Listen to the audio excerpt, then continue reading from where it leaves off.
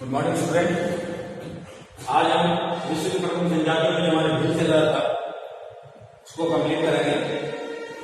इससे पहले हमने भील जनजाति की उत्पत्ति, उसके निवास क्षेत्र, उसके आर्थिक क्रियाएं और आर्थिक क्रियाओं में हमने आखेट और उसके भोजन की जो स्थिति थी उसको ज्ञात किया और उसके बहुत से छोटे छोटे क्वेश्चंस भी हैं जो मैंने आपको बताया और भारत में इनकी क्या स्थिति है उस स्थिति के बारे में भी जिक्र किया। आज हम जो इसको पढ़ेंगे, मैं आशा रखता हूं आपसे कि आपने शायद जितना भी मैंने पढ़ाया इससे पहले जो पढ़ाया है उसको आपने पुस्तक में पढ़ा होगा और इससे वीडियो देखने के बाद भी दोबारा पढ़ा होगा। तो जो छोटे क्वेश्चन हैं वो इनको थोड़ा ध्यान रखना आपको। ये आपकी वीडियो है पहले और दूसरे नंबर की वीडियो वो 4 नंबर की है।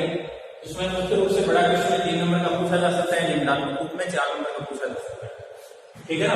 तो इसमें जो हमारी उत्पत्ति हो गई थी, निवास क्षेत्र हो गया था, आखेट क्रिया हो गई थी, भोजन हो गया था। अब इसमें जो इनका स्वरूप आता है वो आता है वस्त्र। अब वस्त्र में चूंकि आदिवासी लोग हैं, अब आदिवासी लोग हैं तो प्रकृति के साथ इनका बहुत अच्छा समायोजन होता है और प्रकृति के अंतर्गत उपलब्ध पदार्थों को ये संसाधनों के रूप में क्या करते हैं, उपयोग करते हैं। जो भी प्रकृति में पदार्थ होते हैं उन पदार्थों का ये उपयोग करते हैं उन संसाधनों के रूप में। तो वस्त्रों में क्या होता है कि पुरुष जो है और महिलाएं जो है वो क्या करते हैं, सूती वस्त्र का अधिकतम उपयोग करते हैं। ये लोग सूती वस्त्र उपयोग करते हैं। ये पुरुष जो है वो धोती कुर्ता जो है, पुरुष का जो पहनावा है वो धोती कुर्ते का पहनावा है, ठीक है ना। और महिलाएं जो होती हैं वो घाघरा, कांचली, ओढ़नी, ये इनका पहनावा है। घाघरा, कांचली, ओढ़नी। घाघरा ऊपर का हिस्सा ऊपर ओढ़ने के लिए ओढ़नी जो होती है वो इनका वस्त्र है। पुरुष जो है वो धोती कुर्ता पहनते हैं, ठीक है ना। बच्चे जो हैं, बच्चों का जो पहनावा होता है वो पहनावा लड़कों के लिए लंगोट होता है। बच्चे जो लड़के जो होते हैं वो लंगोट बांधते हैं। लड़कियां जो होती हैं वो घाघरा और ओढ़नी का उपयोग करती है।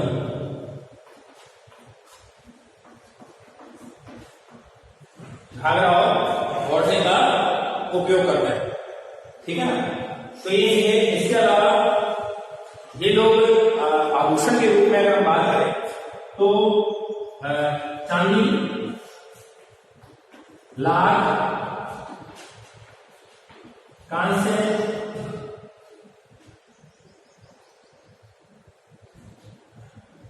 चीप आदि का क्या करते हैं, उपयोग करते हैं, ठीक है ना। चांदी है, लाख है, कांस्य है, चीप को भी, ठीक है ना। इनका उपयोग ये अपने आभूषण बनाने में काम लेते हैं। महिलाएं जो होती हैं वो पूरे हाथ के ऊपर इनके लाख के जो होते हैं वो पूरे हाथ से पहने होते हैं। चांदी का ये अधिकतम उपयोग करते हैं। पुरुष और महिलाएं दोनों ही चांदी से बने आभूषण को क्या करते हैं, पहनते हैं। चांदी से बने आभूषणों को क्या करते हैं, पहनते हैं। तो ये इनके वस्त्र और इनके आभूषण, वस्त्र और आभूषण के रूप में ये दिया जाता है। पूरे शरीर पर इनके आभूषण रहते हैं लेकिन बने किससे होते हैं, इन खुद से ही बने होते हैं। लड़के जो होते हैं, लड़कियां जो होती है वो घाघरा ओढ़नी का उपयोग करते हैं बच्चों में। लड़के जो होते हैं वो लंगोट बांधते हैं, ऊपर कोई पहले का बनियान के रूप में। घाघरा, कांचली, ओढ़नी महिलाएं जो होती है और पुरुष होते हैं धोती कुर्ता बांधते हैं, ठीक है ना। तो ये क्या है, वस्त्र है।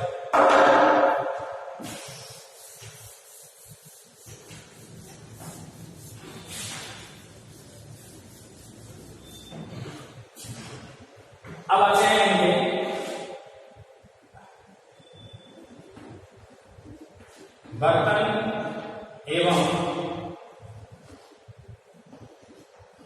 बोल दो,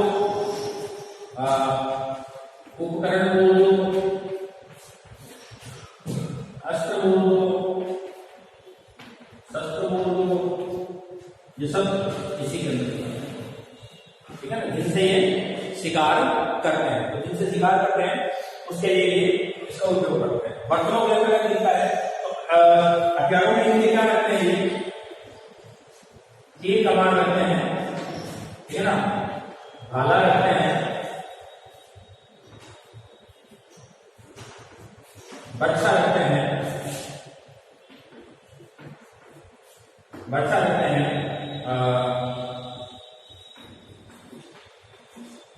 नुकीली लकड़ी रखते हैं।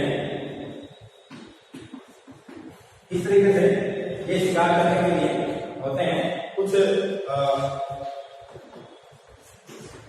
पत्थर की भारी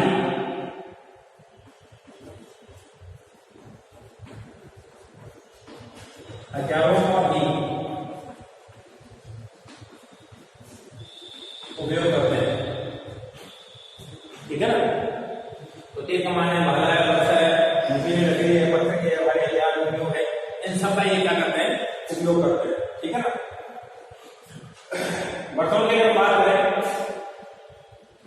ये उपकरणों के रूप में आ गई, सारे उपकरण हो गए। अब बर्तनों की बात करें हम, तो बर्तनों में लगभग लोहे के जो बर्तन होते हैं उनका उपयोग करते हैं, सिल्वर के बर्तनों का उपयोग करते हैं, एल्यूमिनियम के बर्तनों का उपयोग करते हैं। इसके अलावा पत्थर के जो बनाए हुए बर्तन होते हैं उनका भी उपयोग करते हैं। इनके घरों में मुख्य रूप से जो कोई भी जो भील होता है उसका ग्रहण करते हुए दो तीन चीजें जरूरी है। एक क्या होता है कि मक्का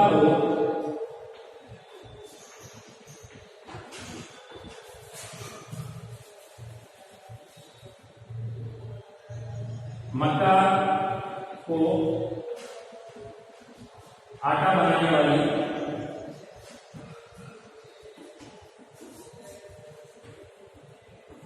चक्की जो कि पत्थर की होती है वो इनके घर में मिलती है।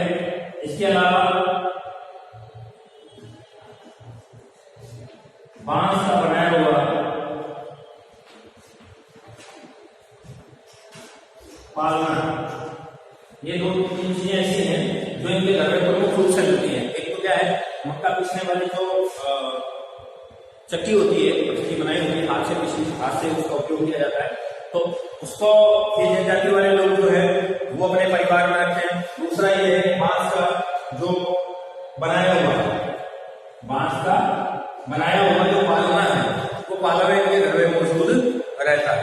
तो ये इनके बर्तन और हथियार जो है उनका उपयोग करते हैं।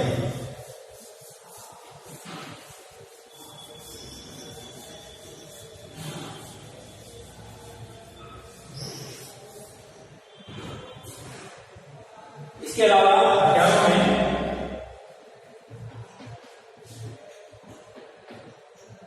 जिन तीरों का प्रयोग करते हैं उनमें दो प्रकार के तीर का उपयोग करते हैं, एक हरियो, एक रोकदो। एक हरियो और एक रोकदो। तो हरियो जो है और रोकदो जो है ये तीरों के प्रकार है जो हथियार में तीर उपयोग लेते हैं। हथियार में तीरों का उपयोग होता है, उनके दो नाम हैं, एक हरियो एक रोकदो। कई बार पूछ रहे हैं रोकदो क्या है, तो भीलों के द्वारा जिस तीर का उपयोग किया जाता है उसे रोकदो कहते हैं। और हरियो क्या है, हरियो के तीर का क्या है प्रकार, दो प्रकार के तीरों का ये क्या करते हैं उपयोग करते हैं, ठीक है ना। इसके अलावा पक्षियों को पकड़ने के लिए, पक्षियों को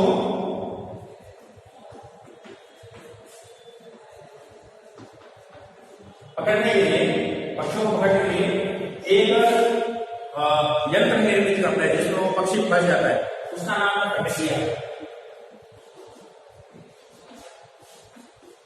क्या नाम है, फटकिया। तो आप जो पूछ सकते हैं फटकिया किसे कहते हैं। अब पक्षियों को पकड़ने के लिए भील जनजाति के लोग जो हैं वो जिस यंत्र का उपयोग करते हैं उसे क्या कहते हैं, प्रतिक्रिया के नाम से जाना जाता है। तो ये इनके हथियार और बर्तनों में और हथियार की जो तकनीक है उसका उपयोग इसमें ये करते हैं।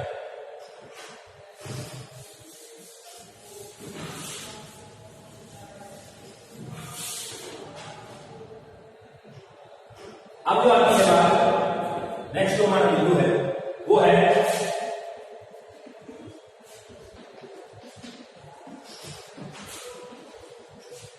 समाज एवं संस्कृति। इसको थोड़ा सा ध्यान से देखना आपको। समाज और संस्कृति का जो पार्ट है इसमें आपको इन चीजों का विशेष ध्यान रखना है कि कौन कौन से समाज का स्वरूप इसके अंतर्गत आता है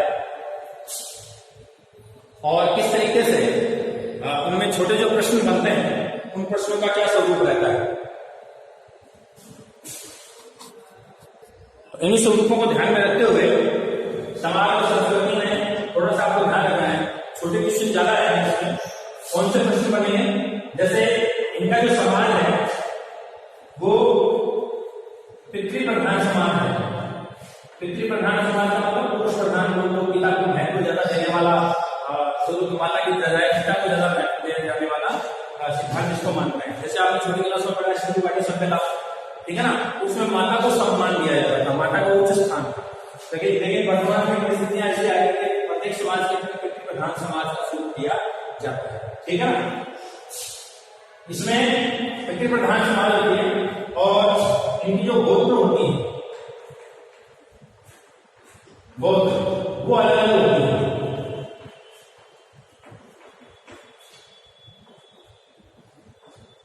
गोत्र जो होती है वो क्या होती है, अलग अलग होती है। और अलग अलग गोत्र के हिसाब से उनके क्या होते हैं, कबीले होते हैं। अलग अलग गोत्र के हिसाब से अलग अलग गोत्र का अलग अलग क्या हो जाता है, कबीला हो जाता है। गोत्र का मतलब है ऐसे एक पिता के संतान के रूप में कोई कबीला एक पिता में कोई दूसरा है, तीसरा है, इस तरीके से। लेकिन इनके गोत्र क्या है, अलग अलग। ये अपने गोत्र में अपना कबीला होता है। जैसे मान लो कोई एक गोत्र है उसका एक कबीला होगा, तो एक कबीले में इस कबीले में एक गोत्र वाले लोग मिलेंगे, दूसरे के दूसरे मिलेंगे, तीसरे के तीसरे मिलेंगे। इनकी शादियां होती हैं, इनकी शादियां होती हैं। तो शादियों में एक चीज का ध्यान रखा जाता है, शादियों में चीज का ध्यान रखा जाता है कि एक ही गोत्र के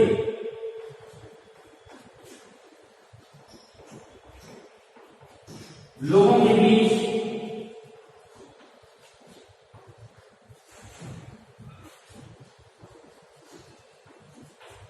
शादियां नहीं होती।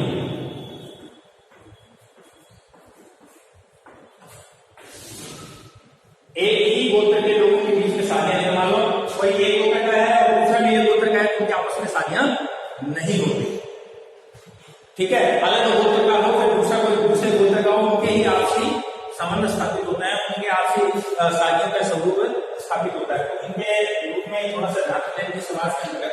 दूसरे समाज की जो बात आती है वो बात आती है कि इन लोगों में विशेषता है। क्या है, इन लोगों में है कि शादी सभी की होती है।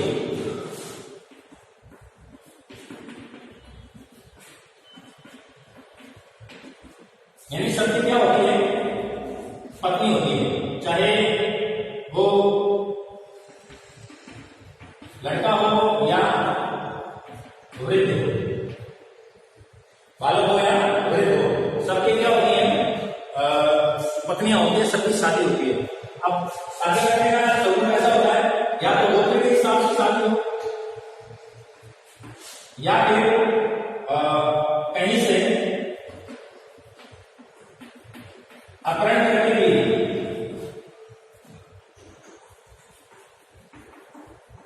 शादी की जाती है।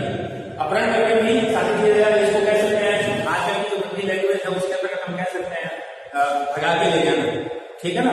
तो वो चीज इसके सामने आती है। पुराने समय में ऐसा सिस्टम होता था, पुराने समय में भी ऐसा सिस्टम होता, लेकिन उसकी भाषा जो थी वो इतनी गंदी नहीं थी। आजकल भाषा का नाम दे सकते हैं, शायद आपकी पुस्तक में भी ऐसा नाम लिखा हुआ मिलेगा कि भगाकर लाई हुई या कैसे की हुई, लेकिन उसका हम दूसरा ये करते हैं भी अपहरण करके लिए हुए, ठीक है ना, अपहरण करके लेके आएगा उसका।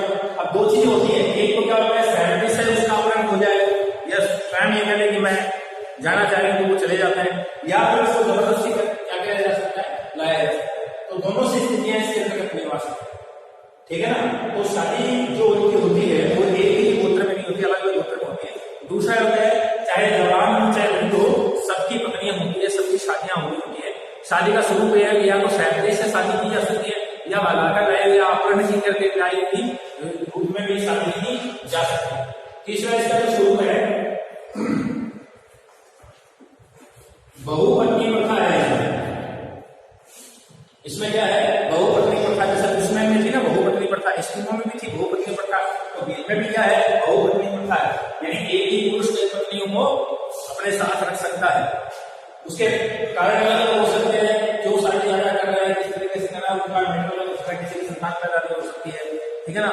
किसी के दूसरा स्वरूप होता है, कोई युद्ध के अंतर्गत किस तरीके से बात हो सकती है, इसका कोई स्वरूप हो सकता है। तो एक व्यक्ति जो है वो कई पत्नियों को रख सकता है। ये जनजाति में बहुपत्नी प्रथा है, एक ही गोत्र में शादियां नहीं होती है, अलग अलग गोत्रों में शादी होती है। लड़का हो यानी जवान हो या फिर दो सबकी पत्नियां होती है, और शादी करने का तरीका सहमति से भी होता है और दूसरी जगह से अपहरण करके लाया हुआ भी हो सकता है।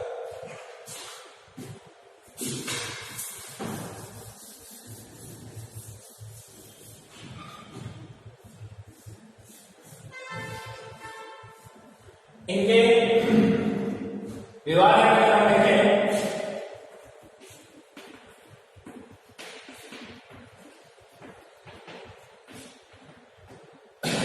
बहुत बढ़िया विवाह,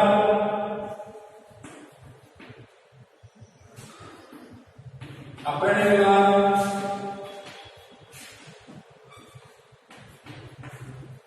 सेवा विवाह,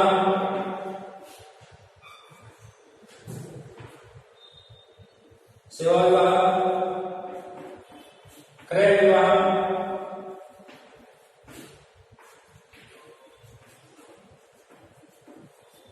विनिमय विवाह, ये ठीक है ना। तो ये क्या है, विवाह के स्वरूप, अलग अलग विवाह क्या है स्वरूप है। अब इसमें एक चीज और ध्यान रखनी है, विवाह इनके जब विवाह होता है तो उसमें जो विवाह का पक्ष रखते हैं, विवाह का पक्ष रखते हैं वो वर पक्ष की तरफ से रखा जाता है। ये ध्यान रखना, जो विवाह करते हैं तो विवाह करने के लिए लड़के लड़कियों को आपस में देखते हैं, विवाह शादी की जो बात करते हैं उसमें सबसे पहले जो वर पक्ष है यानी लड़के वाले हैं वो लड़के वालों के पास जाते हैं और वो प्रस्ताव देते हैं कि हमें आपकी लड़की है, हमारे बच्चे की क्या करनी है, शादी करनी है। तो पक्ष जो होता है वो उनका होता है। और इसके अलावा इसमें क्या किया जाता है कि जब विवाह होता है तो वर पक्ष के द्वारा एक शादी का मूल्य स्मरण होता है।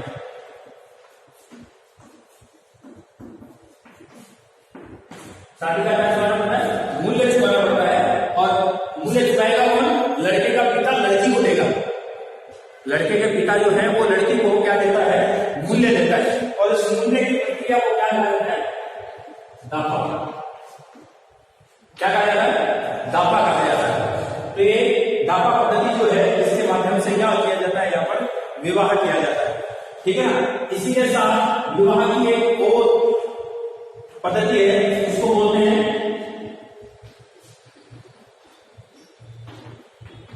गोल घेड़ो। गोल घेड़ो भी बोलते हैं कई जगह गोल घेड़ो भी बोलते हैं। तो गोल घेड़ो में क्या होता है कि जो वर होता है या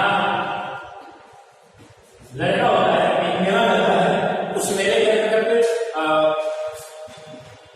शक्ति का प्रदर्शन किया जाता है। लड़कों के द्वारा शक्ति का क्या किया जाता है, प्रदर्शन किया जाता है। गोल घेड़ो का मतलब पूरा ऐसे गोल स्वरूप होता है, उसके अंदर लड़की पहचान लेते हैं या पसंद कर लेते हैं, और वो क्या करते हैं, उसकी सुंदरता दिखाते हैं, कुछ भी ऐसा कार्य करते हैं जिससे वो ताकत का, चाहे वो कबड्डी लड़ रहे हो, चाहे वो किसी जानवर के साथ युद्ध कर रहे हो, मतलब संघर्ष कर रहे हो, उसको हरा दिया, उसको मार दिया, या वो लड़की आपस में कबड्डी खेल रहे हो उसमें वो, तो जीतने वाले को इस गोल घेड़ों में जितनी भी लड़कियां आई हुई होती है, जितनी युवतियां आई होती है, उनमें से किसी को भी चुनने का क्या होता है अधिकार, और वो लड़की मना नहीं करती।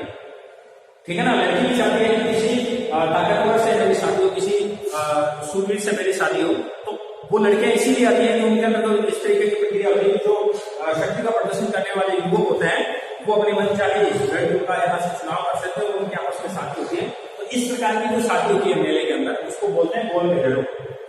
ये आपको ध्यान रखना है, गोल घेरो। और ये दावा जो होती है वो कौन सा होता है कि वर पक्ष की तरफ से हमेशा ही शादी का न्योता दिया जाता है, शादी के बारे में बात की जाती है, और जब शादी तय हो जाती है तो शादी के समय वर पक्ष के द्वारा लड़की वालों की तरफ से लड़की वालों को एक कीमत दी जाती है, मूल्य दिया जाता है। ठीक है ना, मूल्य कुछ भी हो सकता है, उसमें कई सी चीजें आती हैं। उस मूल्य की पद्धति को क्या कहा जाता है, दावा कहा जाता है।